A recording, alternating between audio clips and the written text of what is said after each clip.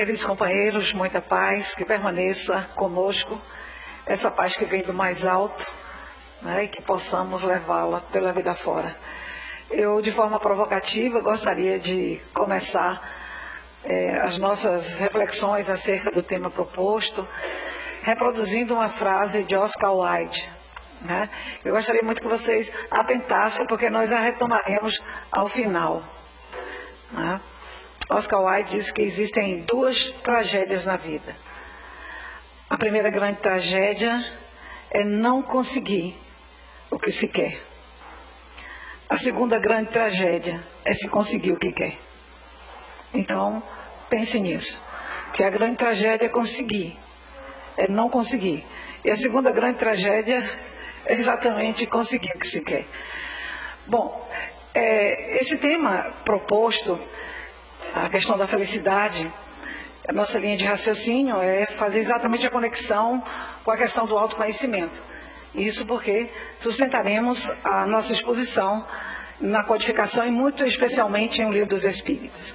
Mas nós lembramos que esse tema ocupou ao longo da história e tem ocupado e continuará ocupando não só os cérebros mais brilhantes da humanidade, do ponto de vista da filosofia, no campo teológico, religioso, no campo da ciência, hoje é objeto de investigação da neurociência especialmente, como continua habitando todos os cérebros dos homens comuns, como nós outros que aqui estamos.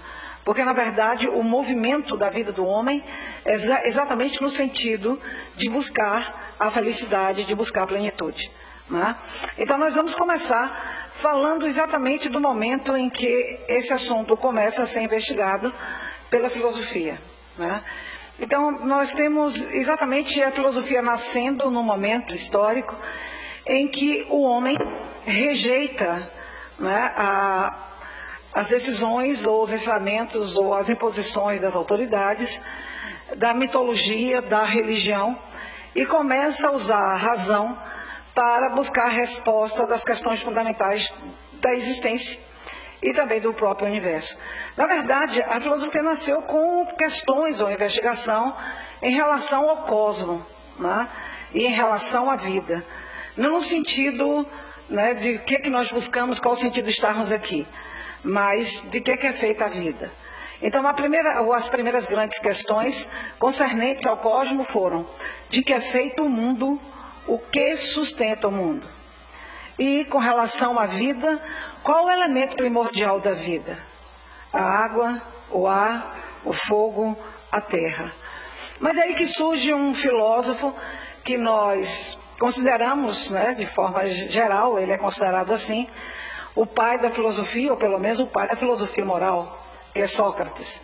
E Sócrates muda o eixo da filosofia, porque para ele não interessava o que sustenta o mundo, né, e de que é feito o mundo, e qual é o elemento primordial da vida. Mas a sua investigação era no sentido o que é ser justo, o que é ser bom, mas especialmente a busca da verdade. E essa busca da verdade está intimamente ligada a encontrar essa verdade dentro de nós mesmos. É de conhecimento de todos nós, mas só para a construção do raciocínio, que Sócrates vai visitar o templo de Apolo em Delfos, e quando chega a Delfos, ele tem a sua atenção voltada para uma frase que está no pórtico de Delfos, ou que estava no pórtico de Delfos.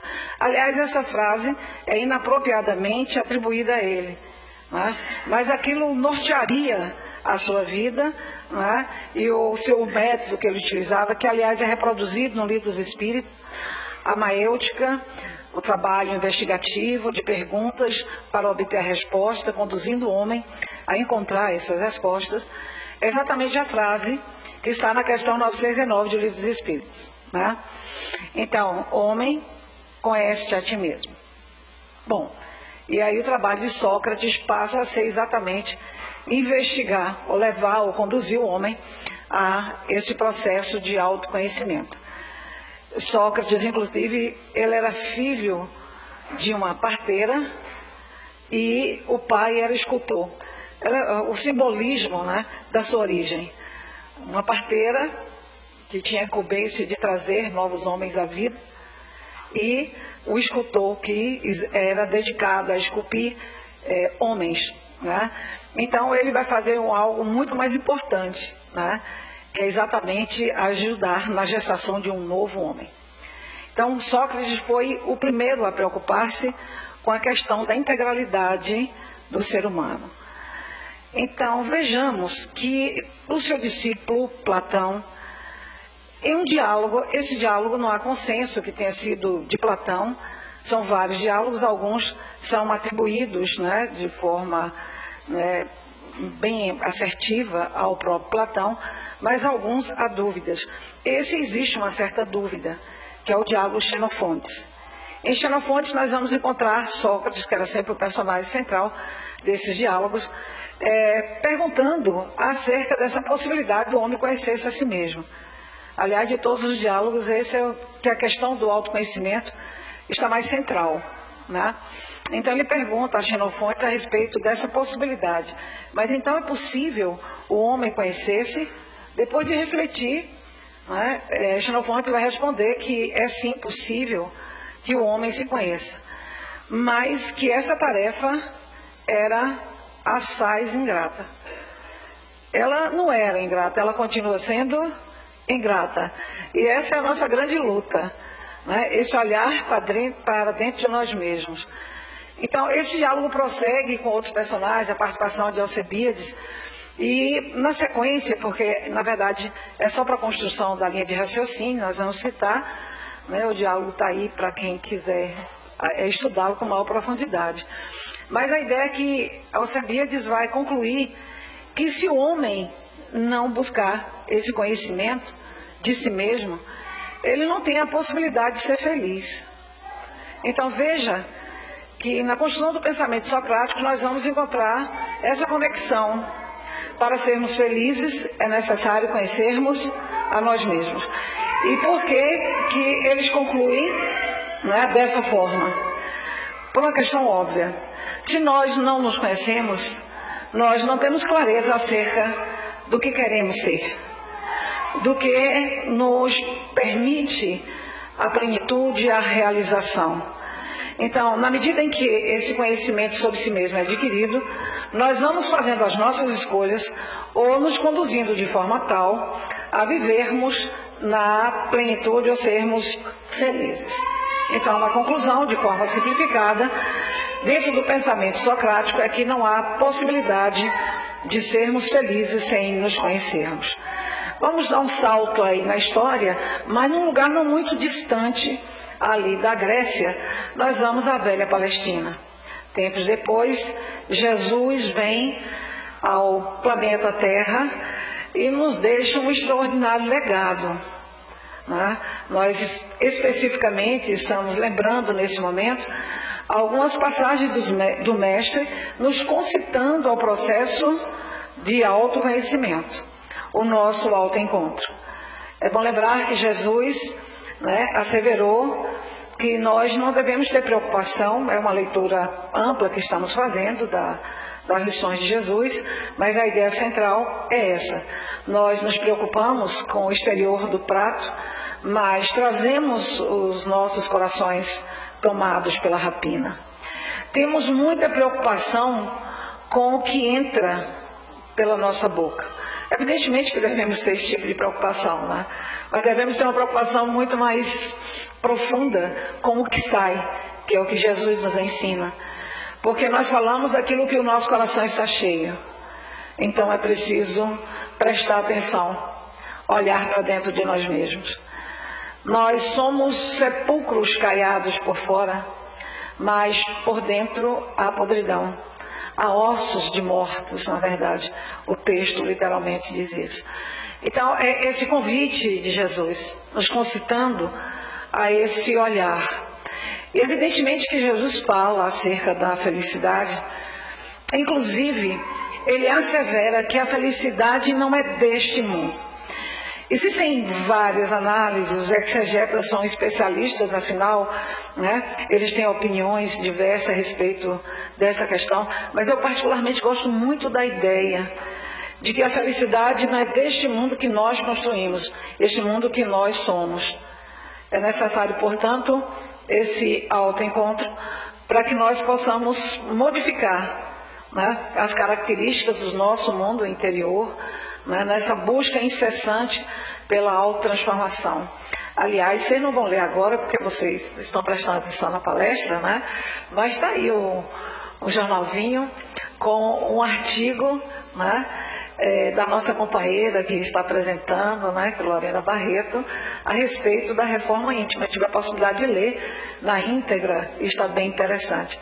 Aliás, tem 2 artigos aí que nós recomendamos, porque íamos falar também da figura icônica, que é a figura de Diógenes, né? Um filósofo que eu aprecio pela sua conduta irreverente, né? Anárquica, recusando as questões mundanas e vivendo na simplicidade absoluta. Aliás, isso está na questão 926, que nós refletiremos mais tarde acerca dela. Mas vejamos que, mesmo antes de Sócrates, nós tivemos os pré-socráticos preocupados também com a questão da felicidade. E eu vou citar um particularmente porque eu gosto, né, da construção do raciocínio dele. Eu me familiarizo muito, me identifico muito com esse raciocínio do atomista pré-socrático Demócrito. Então, Demócrito disse que a felicidade está na amplidão e na retidão do olhar. A felicidade está na causa correta. De que nos adiantaria, ou de que adiantaria termos o reino da Pérsia, se nós não tivéssemos a amplidão, a retidão no olhar e a causa correta? É bom lembrar que a esse tempo o reino mais faustoso, mais rico era o da Pérsia. Então, o que adianta ter as coisas do mundo se nós não temos uma razão que dá sentido, dá significado à nossa existência? Aristóteles, que foi discípulo, né, de Platão, também refletiu, como não poderia deixar de ser, acerca da felicidade. E nós pensamos, né, do pensamento aristotélico, a ideia de que poder, juventude, cultura, dinheiro, só tem significado se de alguma forma permitir a nossa felicidade. Na verdade, Aristóteles, de forma muito, quase lapidar, ele conclui que a felicidade é fazer o bem. Quem é que não se sente feliz quando atua no sentido de melhorar o mundo, de fazer o bem para o próximo? Porque, conforme uma canção da MPB, ninguém pode ser feliz sozinho. Então, proporcionar o bem é proporcionar a felicidade de alguém. E isso produz uma extraordinária felicidade a quem pratica o bem. É uma conclusão aristotélica. Nós não podemos aqui nos perder muito, senão não chegamos ao Livro dos Espíritos, mas é indispensável citarmos nessa trajetória da questão do autoconhecimento, com a conexão com a felicidade, a Agostinho, o bispo de Hipona. Ele tem uma obra, é uma obra meio com linguagem arcaica, né? Assim, uma linguagem meio empolada, difícil, né? Mas é um livro interessante. Eu gosto muito de filosofia, por isso eu fico lendo as obras, pelo menos a obra-prima de cada autor. E essa é a única obra que eu conheço de Agostinho, e ela é considerada a primeira obra autobiográfica da história, o livro Confissões. Então, nas Confissões, nós encontramos lá pelo livro 12, ela é fragmentada em livros e capítulos, um momento muito marcante na vida de Agostinho. Ele estava no jardim da sua casa com seu amigo Alípio quando ele é tomado de um choro convulsível.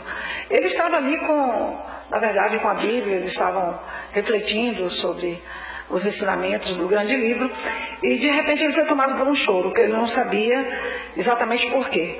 Na verdade, era uma grande angústia, uma crise existencial que desencadeou aquele pranto.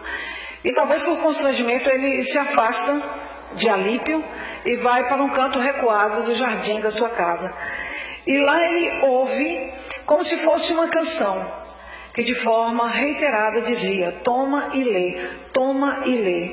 E aquilo era tão marcante que ele mergulha, né, na sua memória para ver se em algum momento ele já tinha ouvido a mãe, talvez na sua infância, cantando aquela canção que dizia toma e lê. Mas ele não encontra na sua memória, né, nenhuma passagem com aquele texto, toma e lê. E aí, de repente, ele tem um insight, ou que, do ponto de vista religioso, ele vai chamar de graça, ou uma iluminação, né? Mas a ideia é de graça mesmo, porque ele é um filósofo católico. Então, ele entende que aquela frase era um convite, e ele deveria voltar onde estava Alípio, pegar das mãos de Alípio a Bíblia e ler alguma coisa. É aí que ele pega a Bíblia e abre e cai um texto de Paulo de Tarso e um texto que fala da necessidade de servir ao Cristo. E a partir daquele momento, a sua vida toma um novo rumo e ele investe no autoconhecimento. A essência da obra, as confissões, por isso que ele é visto como um livro autobiográfico, né? É exatamente o autoconhecimento. E ele expõe isso de forma muito clara. Ele mostra a sua vida, que era uma vida meio dissoluta. Ele, na verdade, recebeu duas influências antagônicas: a mãe, uma mulher dotada de profunda religiosidade, e o pai, um homem de vida mundana. Daí que a frase, talvez, que a gente mais conheça de Agostinho, seja essa, né? Que é a frase que demonstra o seu conflito, e talvez seja a frase do nosso conflito ainda. Do meu, é particular também, né, de uma certa forma. Senhor, fazei-me casto, mas não ainda. Né? O desejo de libertar-se das coisas do mundo, mas adiando, né, esse projeto para, por fim, mergulhar de forma definitiva nas questões e nas propostas crísticas. Enfim, nós chegamos ao século XIX. E por que a necessidade de citarmos Agostinho? Exatamente porque a questão 909, que é uma questão recorrente, uma questão, né, que continuadamente todos os expositores citam, né, uma vez que eu acredito, é uma opinião pessoal, que em termos práticos é a questão mais importante de todo o Livro dos Espíritos. Né? Então, é exatamente o espírito de Agostinho que vai, né, dar resposta a essa questão. Ele foi um dos que mais trabalharam, né, no projeto da codificação, fazia parte da equipe do Espírito de Verdade. Então, Kardec vai indagar o que é preciso o homem fazer para melhorar-se nessa vida. E a resposta é lapidar. Um sábio da antiguidade já vos disse: homem, conhece-te a ti mesmo. Então, a resposta, observe, né, quando eu refazia meus estudos na tarde de hoje, é que eu percebi isso, que na verdade a construção do nosso raciocínio começa com Sócrates, que teve, né, o seu papel redefinido a partir da frase lá no portal, né, de Delfos, e vamos exatamente para Agostinho, que busca esse processo de autoconhecimento e que coube a ele responder, né, dessa forma, né, essa questão proposta por Kardec. Então, o homem conhece a ti mesmo. E Kardec vai redarguir, né, com a sua perspicácia, que isso todo mundo sabia. O problema não está aí. Eu acho que é esse o nosso problema até hoje. Né? É como fazer isso. Que método usar? O nosso trabalho especificamente não objetiva a análise das formas, né? Aí seria um trabalho específico da forma dessa busca do autoconhecimento. Mas é óbvio que todo mundo aí, de uma certa forma, busca, né, por seus próprios caminhos, com seus próprios métodos, o seu autoencontro. Então, Kardec vai indagar o que era preciso fazer e Agostinho dá uma resposta imensa, que é mais ou menos uma síntese com a linguagem moderna, né? A experiência que ele mesmo viveu e que está narrada em As Confissões. Então, é uma questão que nós devemos ler, eu acredito que pelo menos umas 2 vezes por semana, porque cada vez que nós relemos essa questão, nós temos um outro olhar, observamos um detalhezinho que passou despercebido numa outra leitura apressada. É bem longa a resposta e não vamos nos prender, mas observem que interessante. O Livro dos Espíritos, na forma tradicional do pensamento filosófico do século XIX, ele foi dividido em 4 partes distintas, ou 4 livros, né? E é exatamente no terceiro livro, que trata das leis morais, que nós vamos encontrar a questão 909. E a questão 909, dever de casa, todo mundo observe isso quando chegar em casa, dá uma lidinha, né, na 909, e observe o que vem depois. A questão 909 fecha o livro das leis morais, né, falando do autoconhecimento, da necessidade de buscarmos o autoconhecimento. E aí começa, na questão 920, o 4º livro. O 4º livro é o livro das esperanças e consolações. E qual é o assunto tratado no 4º livro inicialmente? Felicidade. Então, observem que é uma continuação natural, né, daquilo que, né, Sócrates, que é precursor da doutrina espírita, propôs lá na atividade e que continua absolutamente contemporâneo. Não dá para ser feliz sem um autoencontro. Então, na hora que nós passamos a página, né, ou sequenciamos, se estiver ligada, a depender da tradução e da edição do livro, nós encontramos a questão da felicidade. Bom, e aí nós vamos nos deter. Se eu perguntasse aos companheiros aqui o que é felicidade, provavelmente eu obteria tantas respostas quanto o número de pessoas aqui presentes. E olha que eu não estou pensando em espíritos encarnados, eu estou pensando em espíritos encarnados e desencarnados, portanto, nos 2 planos da vida. Se eu tivesse essa possibilidade de investigar o que é felicidade, se eu perguntasse a cada um de vocês, provavelmente a resposta seria diferente. É muito difícil, não é uma questão que nós podemos, né, definir, trazer uma resposta objetiva, é uma questão profundamente subjetiva. Por isso mesmo, difícil de ser pesquisada, no que pese a insistência das pesquisas que ocorrem, né, acerca do tema. Nós vamos, inclusive, apontar algumas dessas linhas, né, de pesquisas para trazermos para a doutrina espírita e, especialmente, nós vamos trabalhar com a clássica questão 922, 923, 926, né, de todas as que tratam do tema felicidade. Mas vejamos, as primeiras tentativas de tentar mensurar, né, a questão da felicidade foi desenvolvida do ponto de vista econômico, né? Então, vários pesquisadores em vários lugares do mundo construíram pesquisas e concluíram que era necessário se ter um padrão, né, de rendimento, né, de ter um padrão de consumo de bens, de garantia de uma vida confortável, para que o sujeito pudesse perceber-se feliz, né? Então, essas pesquisas foram feitas e deram resultados diferenciados. E uma coisa instigante, em países paupérrimos da África subsaariana, populações absolutamente despossuídas do essencial, não estamos nem pensando ou cogitando de supérfluo, davam resposta no sentido de que eram felizes, né? No que pese não terem um padrão, né, de vida considerado razoável, ao menos razoável. Mas essa linha de conduta persiste até hoje e as pesquisas insistentemente apontam nessa direção. Inclusive, as primeiras conclusões acerca da felicidade relacionada a ganhos, né, elas trazem padrão de renda. É a partir de X, nós não vamos falar isso exatamente por conta de que esses números mudam muito.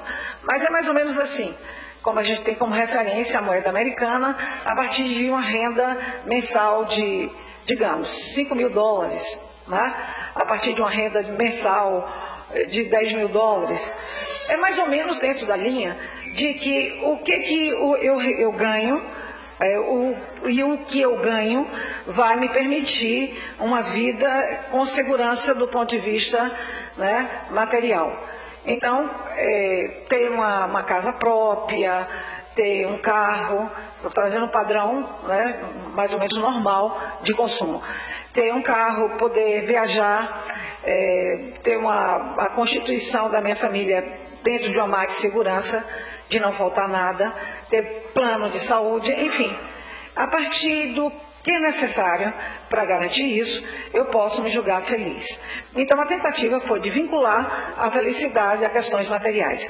Mas é interessante que, como essa pesquisa ela é persistente, focando sempre na questão material, descobriu-se alguns aspectos interessantes. Nos Estados Unidos, por exemplo, já ocorreu, né, da economia do país crescer e, portanto, isso proporcionou, né, um ganho efetivo, um aumento de ganho efetivo para a população, sem que isso resultasse em acréscimo de felicidade. Né? Então, não é ganhar mais que faz o sujeito feliz. Por exemplo, se o meu padrão de felicidade for nessa linha de raciocínio, que eu preciso ter um ganho que me garanta esse conforto, uma tranquilidade material, e se eu estabeleço esse padrão, digamos, em 10 mil reais por mês, né, se eu passo a ganhar 20 mil, isso se reflete como felicidade na primeira semana, no primeiro dia, segundo dia, talvez no final, né, dessa semana, isso já não signifique nada. Na verdade, essa felicidade não foi proporcionada nem pelo ganho em si, mas pelo reconhecimento, talvez, do meu trabalho, e por conta do reconhecimento do trabalho que eu faço, eu, né, tive esse reconhecimento através do aumento de salário. Então, isso em si seria o instrumento da felicidade e não o ganho. Né? Então, essa é uma das linhas, né, de investigação, não vamos nos perder, porque tem muita pesquisa. Nós estamos convidando os irmãos a acompanharem aí essas várias linhas. Tem uma linha de pesquisa que diz uma coisa interessante. As mulheres, atenção, as mulheres solteiras são mais felizes, são as mais felizes do mundo. Então, quem está solteiro aí, por favor, persista, porque o caminho para a felicidade é a solteirice. Eu sou uma pessoa feliz, solteira. Aí eu posso concluir. Bom, nesse primeiro momento eu vou dizer para vocês que eu fiquei solteira exatamente porque eu já tinha lido a respeito dessa pesquisa. As solteiras são mais felizes. Mas aí eu já estou preocupada, porque são mais felizes até chegar a velhice. Porque aí quando a velhice chega, bom, então vamos mudar o nosso padrão. Nós estamos construindo exatamente a linha aqui de que existem vários padrões, né? Daí a complexidade do que é a felicidade. E aí, solteironas, deixa eu dizer para vocês que depois veio uma outra pesquisa que concluiu que os casados são mais felizes. Né? Então, o negócio agora é procurar um companheiro. Então, como eu não tenho mais tempo para isso, né? Vou ficar na fase final da vida infeliz. Mas é bem verdade, já saiu uma outra pesquisa que mostra que as pessoas são mais felizes depois dos 50. Eu acho que eu dei uma boa notícia para um bocado de gente aqui. Depois dos 50, a felicidade chega porque você já está, não está mais naquela preocupação da competição, de mercado, de trabalho, etc, etc. Você está com uma vida mais ou menos definida, então a felicidade aparece por aí. A mais extensa pesquisa acerca do tema, ela ainda está em desenvolvimento, foi feita pela Universidade de Harvard. Ela começou, na verdade, ela completa esse ano 80 anos, uma pesquisa de longa duração. Ela começou em 1938 e inicialmente foram escolhidos 700 sujeitos, estudantes da própria Universidade de Harvard e jovens. Eu não sei porquê, foi uma pesquisa sexista, né? Era do sexo masculino todos. E aí foram escolhidos homens jovens da periferia da cidade de Boston. E esse foi o universo pesquisado. É claro que, considerando que essa pesquisa já dura 80 anos, uma parte, eu acredito que o homem já tenha desencarnado, né? Mas a pesquisa prossegue com os filhos dos sujeitos que foram inicialmente pesquisados, né? Então, hoje, o universo pesquisado é de 1000 sujeitos. E como é que eles faziam? Como é que fazem ainda? Qual é o processo? É fazer um acompanhamento do ponto de vista médico, do ponto de vista clínico, né? Eles são submetidos rotineiramente a vários exames, né? Para ver o padrão de saúde. Eles são acompanhados com relação ao estado emocional, ao aspecto mental, psicológico, né? Como andam as suas emoções. E é interessante, a conclusão, são várias respostas, né? Mas a conclusão é que é recorrente a resposta que a felicidade está na qualidade dos relacionamentos que nós temos. Olha que interessante. É uma linha para que nós possamos buscar essa felicidade. Mas conforme lá em Xenofontes, é necessário conhecer-se, porque as nossas escolhas serão norteadas de tal forma que isso de fato vai produzir bem-estar, felicidade, que possa realmente ser assim. Então vejamos que a qualidade das nossas relações. Quando você está conectado com o companheiro, com a companheira, quando você mantém relações saudáveis com seus filhos, quando você tem essa capacidade de ampliar seu mundo de relações, quando você é mais receptivo, mais aberto, né? Essas pessoas, o resultado que eles observaram é que essas pessoas são mais saudáveis. Ao contrário, são menos saudáveis. Então, foi uma resposta que chegou a essa conclusão inicial ou preliminar, né? Com uma resposta recorrente, insistimos, o relacionamento, porque as pessoas que tinham resultados, né, mensurados objetivamente, do ponto de vista clínico, né, que tinham problemas de saúde, que tinham mais problemas com adoecimento, né, e a resposta, né, médica era mais lenta, eram exatamente pessoas solitárias, que tinham uma vida de isolamento, que não tinham uma vida de relações. Pessoas, vou usar uma expressão que a gente usa muito aqui no Brasil, né? Mais azedas, né? É uma pessoa que não está de bem com a vida, que não gosta de ir na direção do outro, que se mantém isolado. Talvez tenha problema, talvez não, com certeza tem problemas aí de manter esse mundo de relações. Então, cultivar relações e relações saudáveis é um caminho para ser feliz. Nós temos, no entanto, e essa nossa última linha, a ideia, né, essa ideia imposta, e nós acompanhamos isso diuturnamente pela mídia, que vai ao encontro daquilo que nós falamos inicialmente como linha do que é felicidade. Nós observamos que a felicidade que a mídia apresenta, e quando assistimos filmes, né, quando acompanhamos novelas, programas de televisão, observem como as pessoas estão sempre alegres, se divertindo, e elas são bonitas, são ricas, são jovens.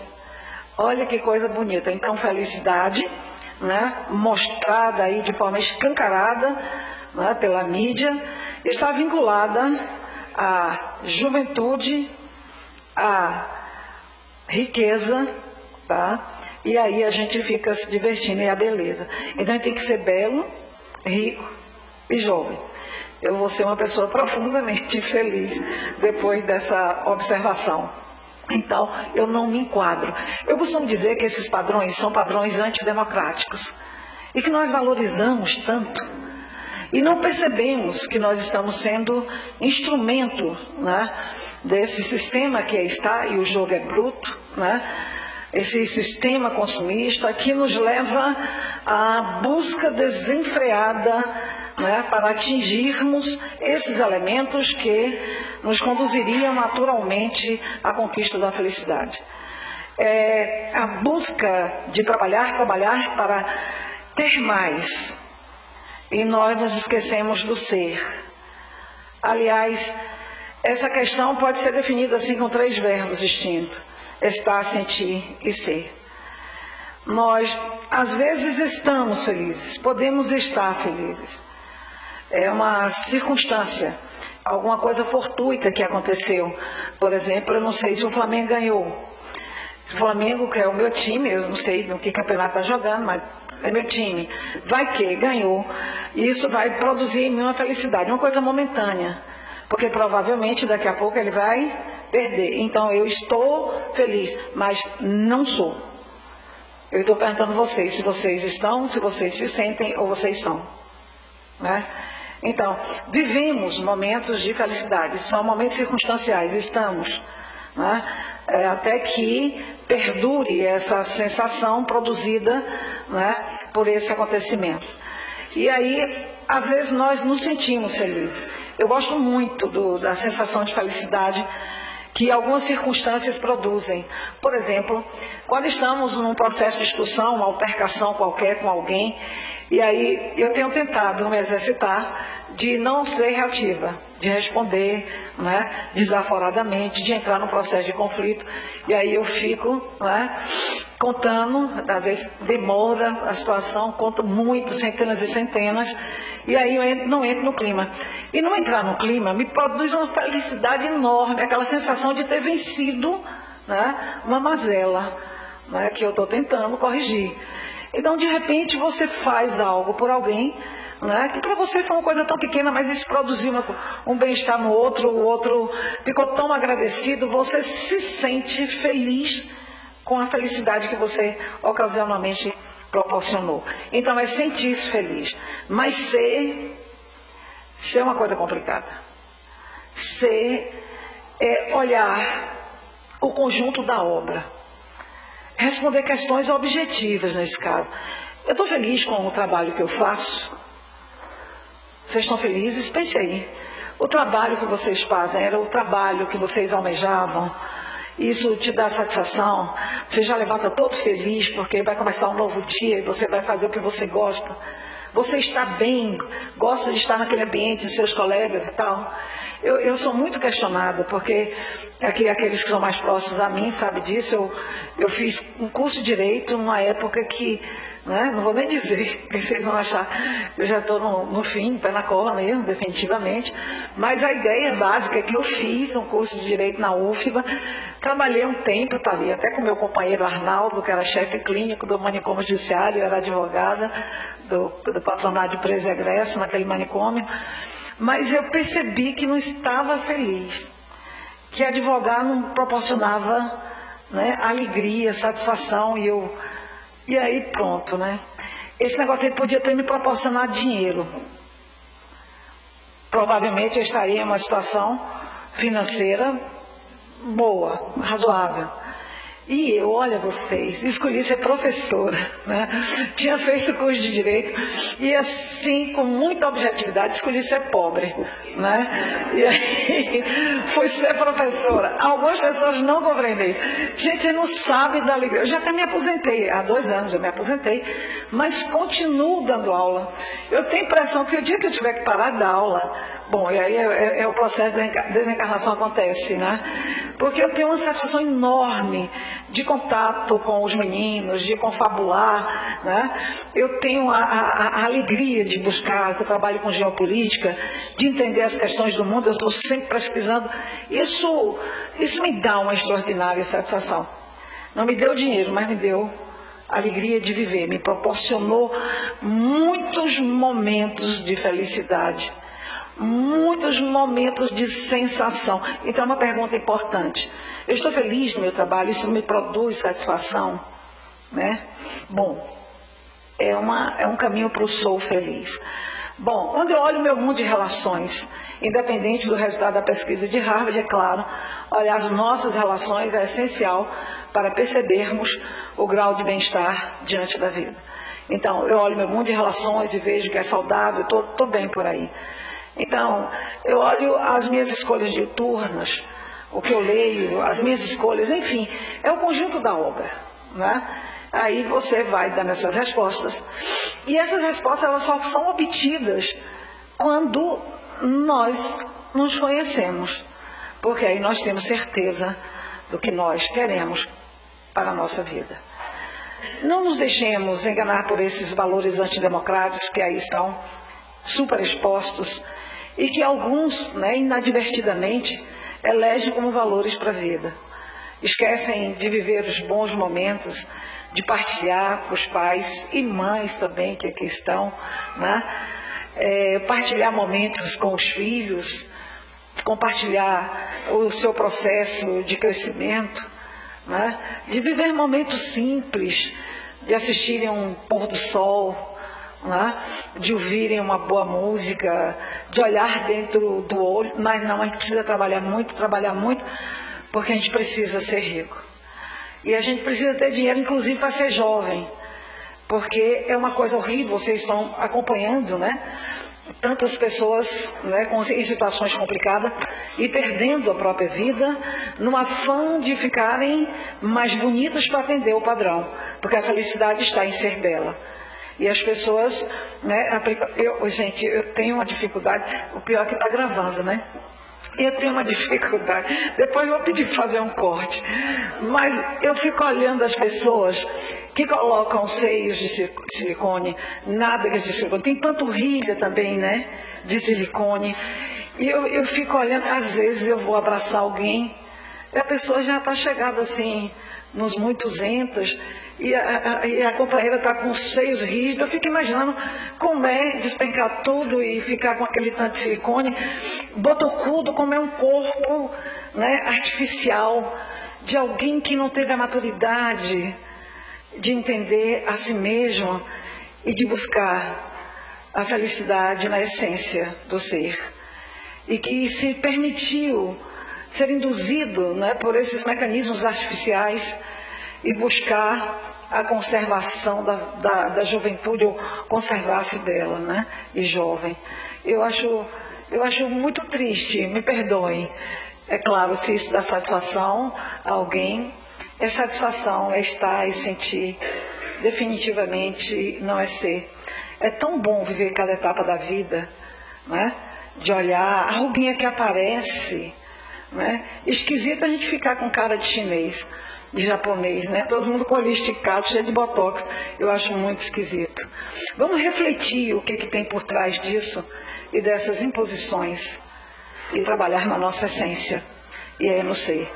É preciso ter o equilíbrio da conciliação, porque isso é sabedoria, conciliar o ser e o ter, que é esse caminho de equilíbrio que vai nos permitir a felicidade.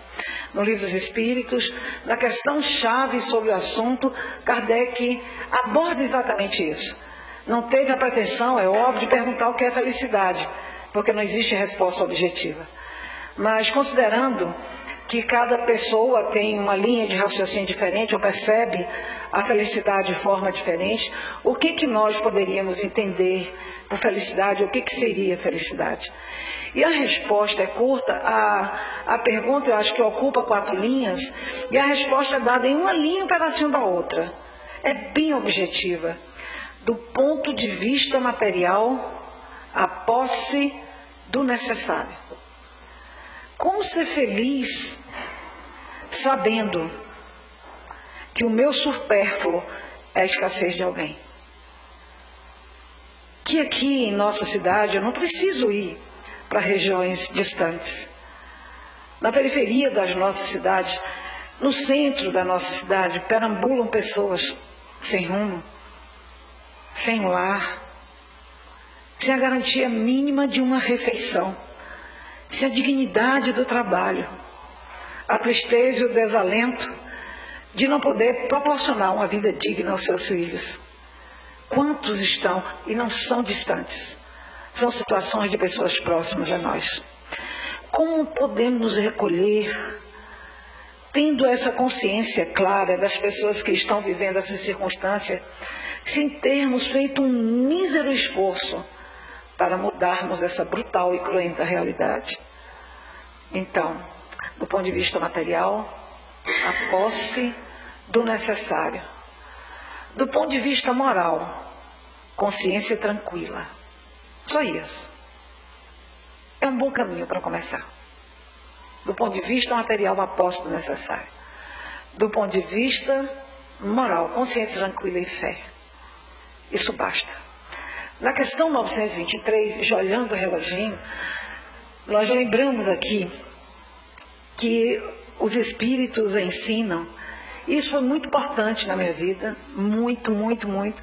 Já tive a oportunidade de, falando de família, partilhar momentos, né, que foram profundamente educativos para mim.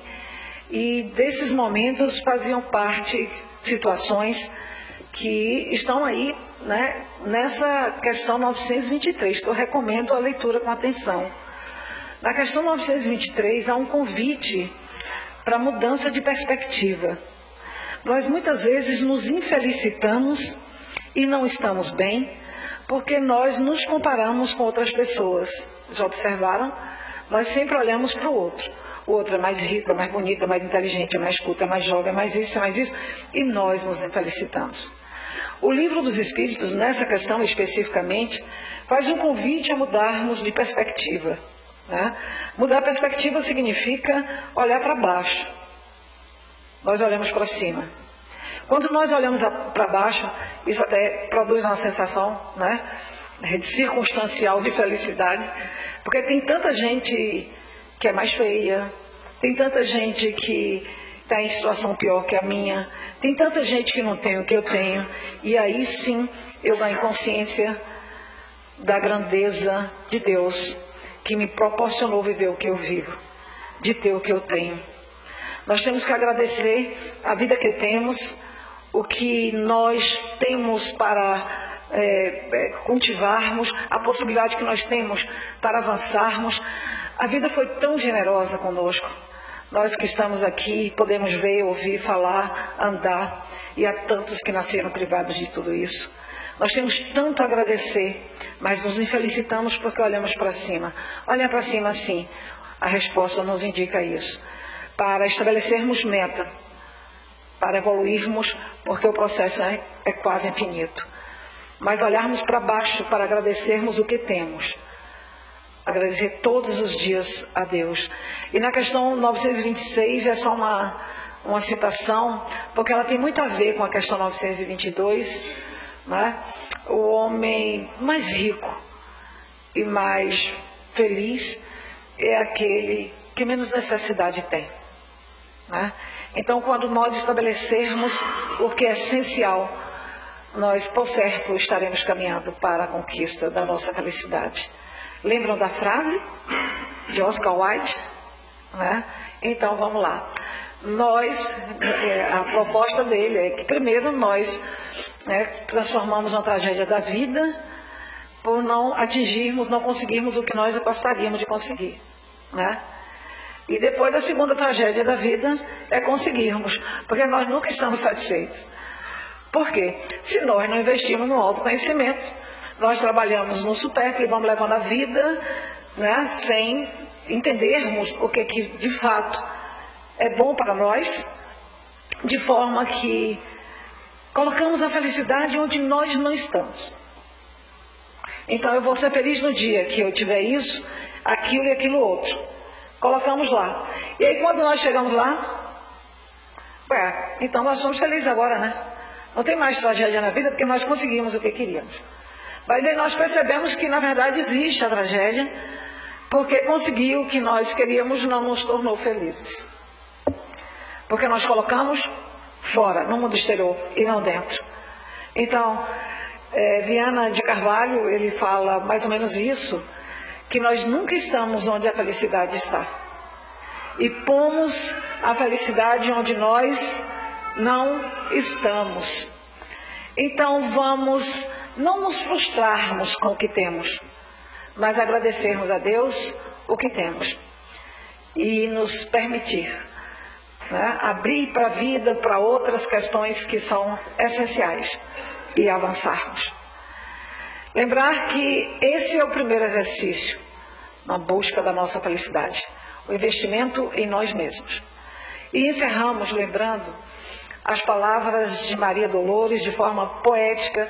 Eu gosto muito de encerrar, principalmente quando falo de autoconhecimento, com esse poema de Maria Dolores, psicografada por Divaldo Franco. Senhor Jesus, nessa terra de agora, ansiosa e agitada que a ciência domina, muitas ideias novas pela estrada sonegam-te no mundo a presença divina. O homem superculto, nas invenções geniais e nos feitos de vulto, experimenta. Entretanto, Senhor, por mais se lhe permita, revelações do céu sem pausa e sem limites, ei-lo nas indagações em que não se contenta. projetando satélites no espaço e entesourando láureas da cultura, nem por isso logrou-se do tédio, do azedume e do cansaço, de alma triste e insegura.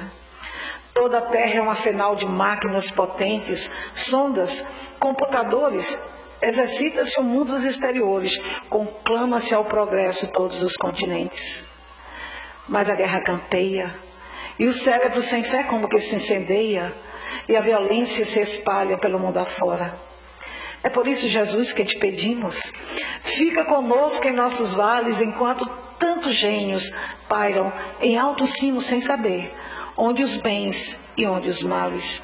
Conserva-nos a fé por luz acesa e ajuda-nos a ver na terrestre grandeza, com a bênção do amor que nos guarda, as longas retaguardas, a fim de socorrermos os irmãos caídos em desesperação. Ergue de novo, Senhor, os irmãos que buscam na cinza dos ausentes queridos, que a morte lhes furtou em processo violento. Auxilia-nos, Jesus, a perceber o sofrimento que o radar não percebe e nenhum motor consola. Substitui pelo auxílio da escola a sombra do presídio que segrega. Aos irmãos que a dor e a revolta ainda carregam pelos despenhadeiros da existência. Fica conosco, Senhor, e ajuda-nos a prover de auxílio e reconforto o sentimento amargo e semi-morto das multidões sem paz, a chorar e a sofrer. E na luz que teu amparo nos descerra, deixa-nos atingir o coração da terra e faz que o sol da caridade envolva o pão que nutre toda a humanidade. Não nos deixeis a só, Senhor, e ajuda-nos a encontrar dentro, é sempre dentro, jamais fora, de cada um de nós, o seu caminho de luz, paz e amor, porque, por certo, por esse caminho atingiremos a plenitude. Muita paz.